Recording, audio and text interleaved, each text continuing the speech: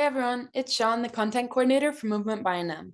Today, I'm joined by movement chameleon and stunt performer Maya Macatumpag Murray from Marvel's Black Panther, Wakanda Forever.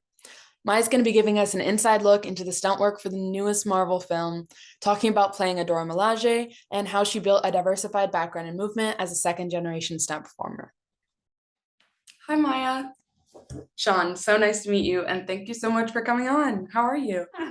Hi. So lovely to meet you. Yeah, nice to meet you too. I came across you with the Black Women Connect Vancouver page, and that interview, I was so inspired by the fact that you're a second generation stunt woman, and also I'm a huge Black Panther fan.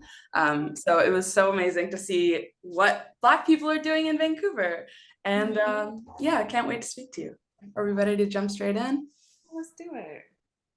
Tell us a little bit about yourself, where you live, how you like to move, and what you do from day to day. I'm Maya Macatumpag. I live in Langley, BC right now. I grew up in Richmond, BC. How I like to move in all different ways and shapes. I love creating shapes. I love movement. I love choreography. So that's me.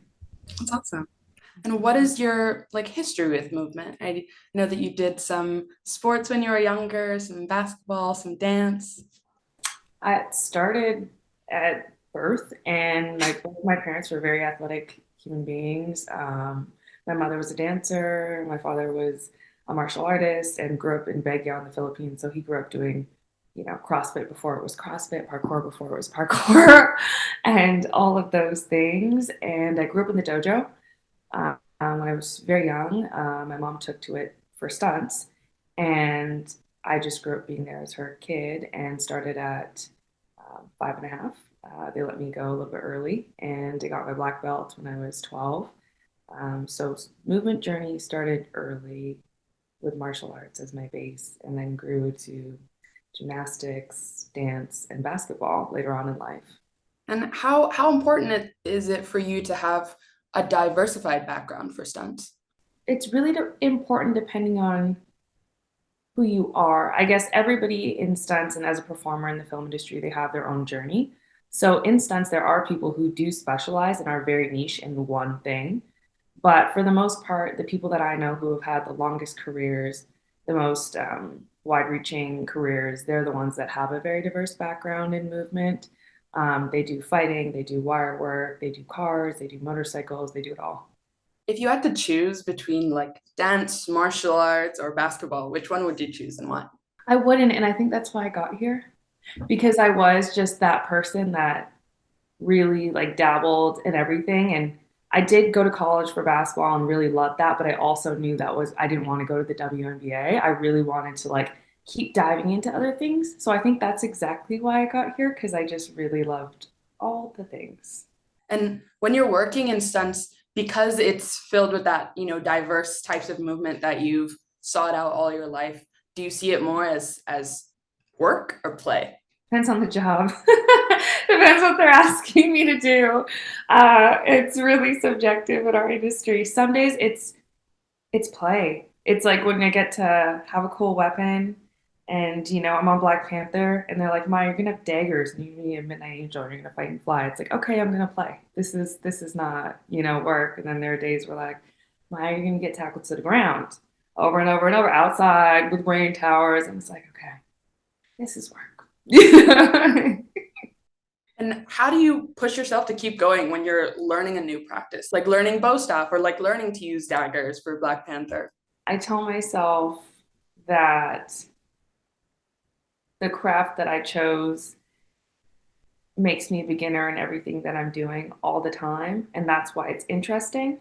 And if I were to perfect something and know it so well and not have another journey where I can reinvent myself or relearn something, I would be very bored. And how has playing a Dora Milaje changed your approach to stunt training?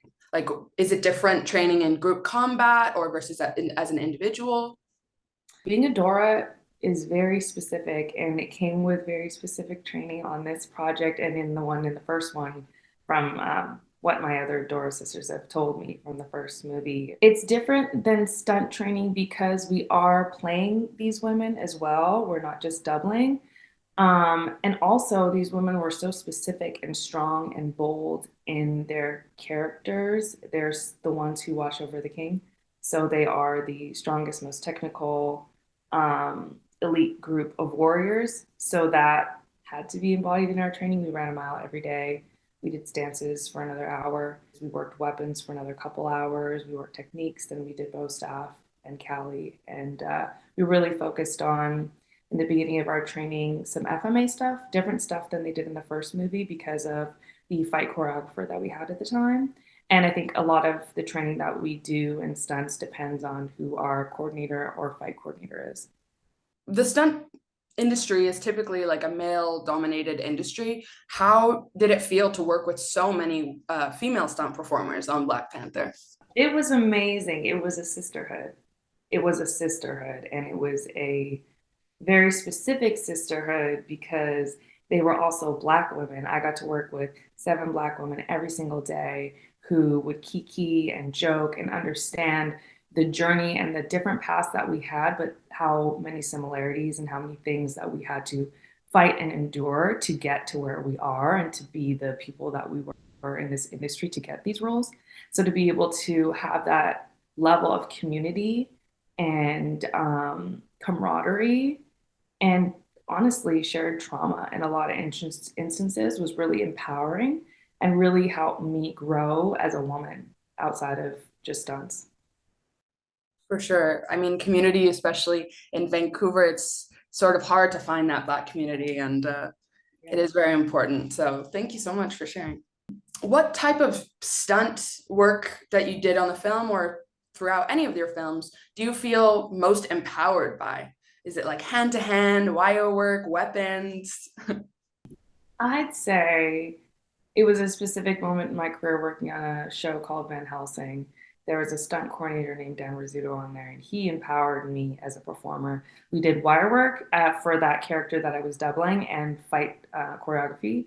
But he's a stickler in terms of what he likes because he's a very technical and skilled martial artist, and he really pushed me on that project. And so that would be, I think, the time in my career that I really would highlight for me. How do you prepare yourself mentally for a big stunt or a scary stunt? It's funny. Most people they assume that I like hype myself up or like get in that like very like athletic hype mode. I actually do the opposite. I really zone in. I get into prayer mode. For me, my faith is everything. So when I'm doing a big gag, obviously that are like rehearsed, but you do assume some risk, calculated risk in doing things. Like I go to my Psalm 91, I listen to my gospel music, I get into a zone, and I just trust in what God wants me to do and what I got to do in that day. And how do you protect your body from injury when you're doing these stunts? Is it breath work? Is it, about activating your core or your posture? It's a little bit of everything. It's all of that in one. It's breath work, absolutely, to be able to like take impact in a proper way, break falls. So a lot of technique and being able to place your body in a place where when it does hit the ground, it's not hitting the wrong things. So you're not breaking bones. You're just, bumps and bruises. And it's also pads. We put them on because we know if we have to fall or hit a wall or do some of this wire work, we know there's going to be big impact. So we put on, armadillos, elbow pads, knee pads, and we also do that for our actors. We make sure they're padded up and ready to go and protected so that when they do their stunts, they don't have to worry. What would you say your hardest stunt was working on Black Panther, Wakanda Forever? And how did you feel after you achieved it? Oh, it was the Bandaloop work. We did some really amazing work with David Huggins and the entire rigging team on Black Panther.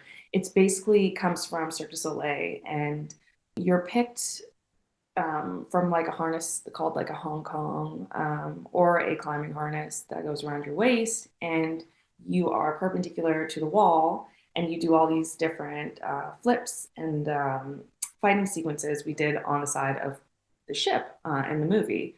But it was a huge wall, and the sequences were really intricate because you're dealing with all these different wires and all these different performers. And then we had our bow staff that we were using to fight with. So that was the coolest experience. And when you come off of doing that, are you just, feeling the community, feeling supported, or are you like, okay, back on solid ground?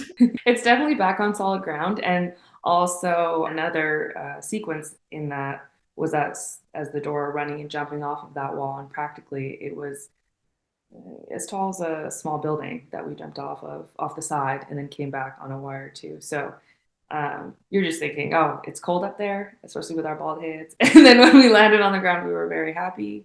But also we just wanted to be able to execute that sequence and make Ryan happy, and he really was. So.